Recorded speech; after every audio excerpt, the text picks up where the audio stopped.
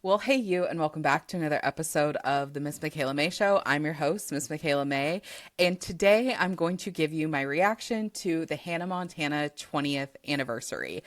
So, first things first, if you're a Hannah fan, please comment your favorite Hannah Montana song below. If you are not a Hannah fan, please get out. I don't have time for for your BS today, to be brutally honest with you, because it's all about Hannah and the Hannah Montana anniversary special. And honestly, this really beautiful time we're having. Like, Hilary Duff is making a comeback. We had a Hannah Montana 20th anniversary special, and all of this is just so nostalgic. And I was thinking about it yesterday when I was on my drive, and I was thinking I just felt like so pulled to do the 2016 trend that was going around. And I don't know why, because sometimes I'm like whatever on trends, and sometimes I feel really called to do trends. And that 2016 trend was just something that I felt pulled and called to do on my social media channels. And I feel the same way with this comeback we're having, it feels like. And I think there's something deeper in all of this. And whether you want to talk about Hilary Duff kind of coming back on the scene, or this 20th anniversary of Hannah Montana, I feel like there's something deeper coming up. And we're going to talk about that. But first, I really just wanted to get into the nitty gritty of my reaction of the Hannah Montana special. So I want to tell you, I went in with very low expectations.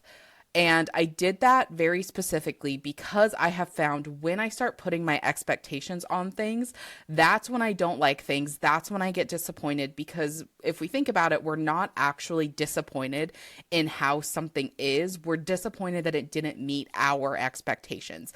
And so it wasn't really the thing that was good, bad, or indifferent. It was the expectations that we put on the thing. And so, especially when I heard Alex Cooper was hosting it, I've listened to a few Alex Cooper podcasts on Call Her Daddy, because there were certain guests that she had interviewed that I really wanted to listen to, but I don't consider myself a listener. I don't love her interview style. The show's not for me. It's not good nor bad. It's, as my aunt from England would say, it's not my cup of tea. I'm more of a herbal pomegranate lady, and Alex Cooper is more of an Earl Grey person. Not right or wrong. It's just, again, not my cup of tea. And so, especially when I heard she was hosting it, and from what I could tell, she was really the producer. And so some of the things, when people are saying like, why did Disney do that? I'm pretty sure it was Alex Cooper calling the shots. Like, if you go to the credits and watch, it says like it's an Unwell production, which is Alex Cooper's company. And so I'm pretty sure Alex Cooper was the one producing it and like doing all this stuff. I think Disney just greenlit it and agreed to stream it. So I'm guessing they had to have Disney's okay for Miley to even sing the Hannah songs. And so some of this stuff that people are saying, like, why was Alex Cooper involved? Like, from what I can tell, she was the producer on this thing. Like, it even says produced by Miley Cyrus, Alex Cooper. Like, she was the lady like behind this thing. And so with all of that being said, we do have to thank her for us even having this much. And so back to like my expectations, found out she was involved. My expectations were just, I'm like, you know what? I heard we get to see Miley dress up as Hannah and play Best of Both Worlds again. That is my only expectations, because when Miley won the Disney Legends thing, I think back in, was it 2023, maybe 2024? When Lainey Wilson sang Best of Both Worlds, I just remember I would have given a lot to have Miley sing that again.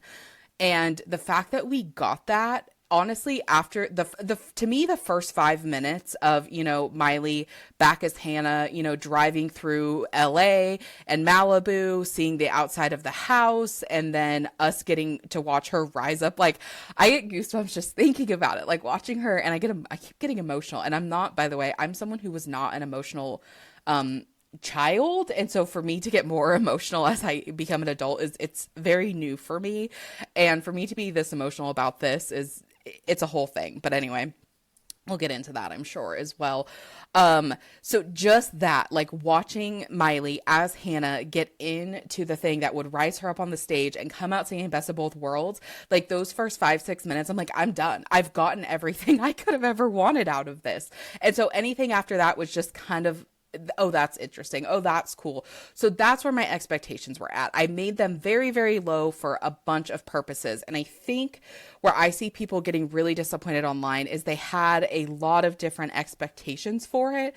And it just was what it was. Like, I think we just need to be really appreciative and really thankful that we got to see Miley back as Hannah again and got to watch her sing these songs again, because I think there's a very real possibility that, one, we may never see her sing these songs again, and two, the fact that Miley has done so much work on herself and so much like healing work. You know, she talks about her stuff with her therapist and EMDR, and I also know, I think she talked about this on Joe Rogan. She works with Dr. Daniel Amen, who is a brain, he's a brain guy and has really helped her like heal her brain and some other things she's had going on. So for Miley to do so much work that she's able to accept and integrate Hannah back into her life to the point that she was willing to sing for us and put on a 20th anniversary, like, I think we just have to be so grateful and appreciative that this was even able to happen, that anything like this was even able to happen.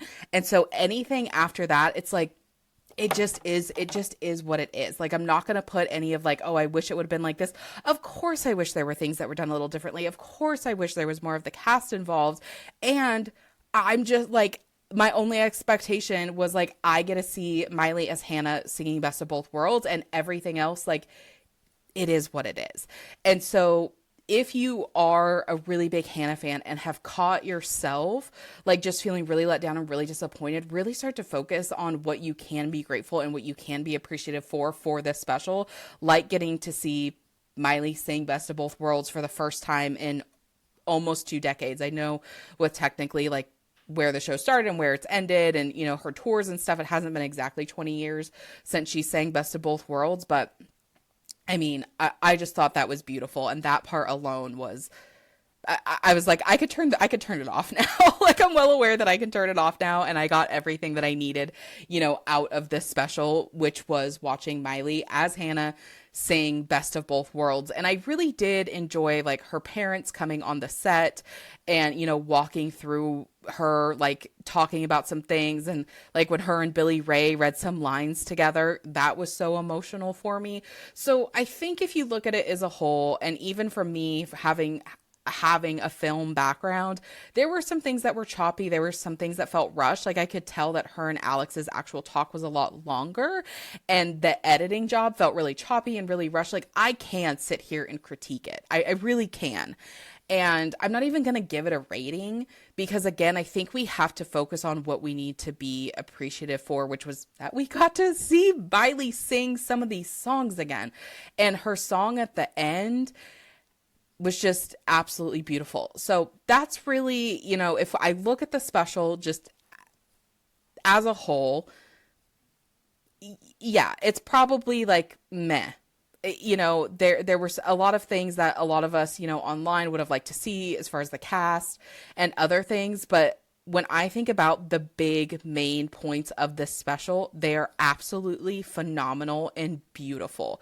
Like her opening, like driving through LA, driving into the studio, saying it's good to be home, you know, walking onto the set, singing the songs, her parents coming back, them walking through these, you know, certain parts of the set, the script, her waving goodbye to the set, which like, we're probably never going to see that again. Like, I don't see them even for the 40th anniversary, like setting that set. Like, we're probably never going to see Miley on that set again. And so that's what I really want, like, all of us to sit and be thankful and grateful for, is like that we even got to see any of this again. Like, I was thinking about like High School Musical. We didn't get any kind of, we haven't ever, I don't think that I can think of, have got something like this. So like the fact that we even again got this, and I know I've said that like 10 times, but I really want to like really nail the appreciation, because again, that's what I think we're missing when I see things online of, you know, why was so-and-so there? Why was so-and-so there? It's like, well, because Alex Cooper produced it. Like, that's because she produced it. And even Miley said, like, I didn't know what you guys would want. So like Alex was doing this, and it's like, that's an Alex Cooper thing. Like, I've watched enough of her shows. Like, that's what it is. And that's why I really want to take the focus off the things that were weird and the Alex Cooper, because it's like, it's taking away from everything that Miley has done and what Miley did. And to come back and do this stuff, and even like she said, to start talking about it before anything was happening so that the fans and her could have this beautiful reunion. And that's why I want to hit this home run of like being appreciative for Miley and stop focusing on like the Alex stuff. But also, again, being appreciative that Alex did some of this stuff, because who knows, we may not have even had as much as we got without Alex. So that's kind of what I have to say about the special itself. Go give it a watch. If you haven't given it a watch, it's worth the watch. And it may just be you watch Hannah sing, Miley as Hannah sing Best of Both Worlds, and then you skip to when she sings This Is the Life and The Climb, and then you fast forward to the end when she sings the new song she debuted, and that's it. And you're going to cry. Or at least I did. Multiple times. Those are the times I cried. So those are the best parts of the special. And it's worth it. It was worth it. And honestly, in some of the things that Alex did ask her about, I also really enjoyed that. And like kind of getting some of the tea. That was fun. I did really enjoy that. So it's easy to pick apart the parts that were meh. And I think we should focus on the parts that were beautiful. So that's what I have to say about the actual special. And the sun's coming out, which is really beautiful that just happened. If you're watching the video, the sun just came out I live in the Pacific Northwest, and it's really cloudy today, and the sun just came out from behind the clouds. So that was really beautiful that came out at that time, because I'm using natural light. So it just got brighter, literally. Anyway, so the last thing that I really wanted to talk about in this little episode and video is I think Hannah Montana represents something so much bigger, and that's why I think this was so special and so impactful, is because so I started rewatching to kind of prepare, I guess, not that I needed to prepare, but I started rewatching Hannah Montana, and I only made it to the end of season 2 before the special premiered, because I kind of started a little bit late. I didn't give myself enough time to get through all of it. And one of the things that I picked up on this round is one of the reasons I love and have so much nostalgia for the show, and why I think so many of us do, is the innocence. There was something, and the innocence, and with that innocence, I think comes 3 things: creativity, dreaming, and humor.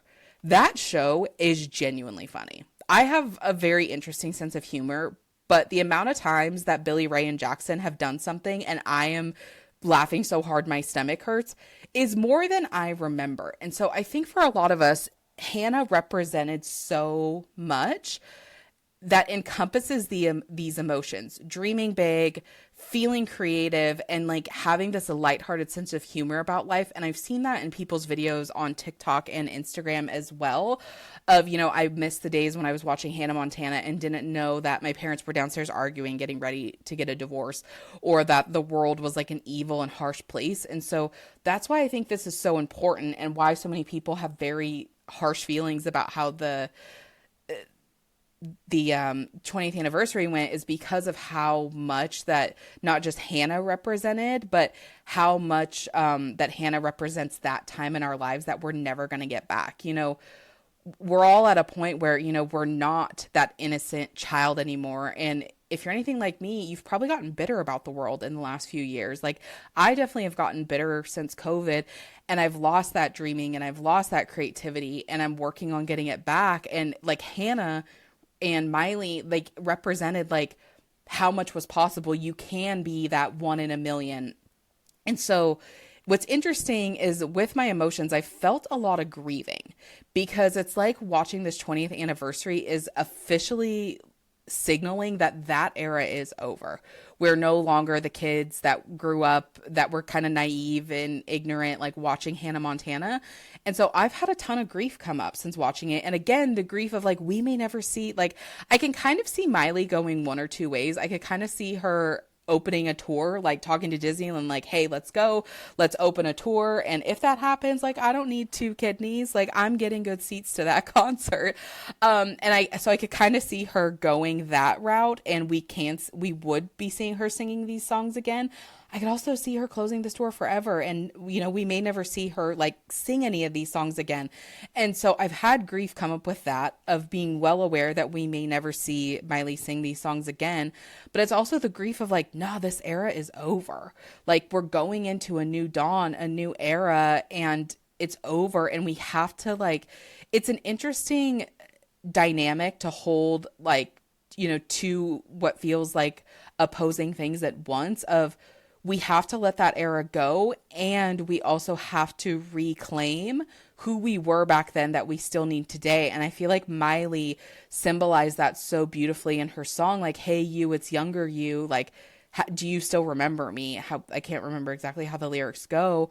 And so I think that's our job, like here moving forward, is we have two things. We have to grieve and let go of like, I'm no longer that little girl sitting downstairs in my room watching Hannah Montana, feeling like I had, my whole life ahead of me. I'm kind of at this midpoint where it's like I still have half my life ahead of me, but I also feel like I've let so much of it go. And to me, what I feel is like the ticket to get it back is reclaiming those parts that Hannah represented so beautifully for all of us, the creativity, the innocence, and the dreamer. And how do we reclaim all of those things and bring it into this next era of our life? And so I think it's worth the watch. I think it's really beautiful. I think there's so many things wrapped into it that we can all learn and take away from. And this is just ultimately what I learned and have been taking away from it. So if you watch the special, I would love to hear your thoughts in the comments.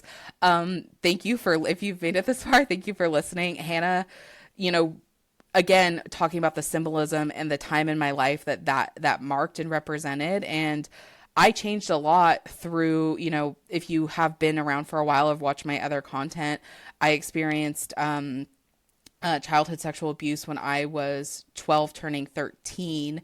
And so Hannah came out in 2006. I experienced that in 2008. And, Hannah Montana and that show was a lot, like it was how I got through a lot of that, was being able to just go watch a show that I knew I would enjoy. And so watching this, it was like, yeah, it's like, I feel like I have to go reclaim that little girl that I lost in that season. And I also have to let parts of her go because I'm no longer her. And so with all of that, I just really want to thank you for listening, because that's why this is so important to me. And that's why this was such a big deal for me, like this 20th anniversary, and why I felt like I needed to get on here and talk about it, because I feel like a lot of us are seeing it one way when we could also see it a different way. And that different way can have we can have more appreciation seeing it differently, not only in ourselves, but for what Miley has done and overcome. And like, I think she's led the way with Hannah in a lot of ways. And I think she's leading the way for this. Like she even talked about in the special, like how she's integrating this Hannah and Miley. And now I think that's our job. Miley took the baton, she's passing it off to us. And now it's our turn to go and integrate that little girl or that little boy that we lost back in that Hannah Montana era and bring it to this present era. So with that being said, thank you for listening to this episode of the Miss Michaela Mae Show. I appreciate you, and myself and my corgis will talk to you next time.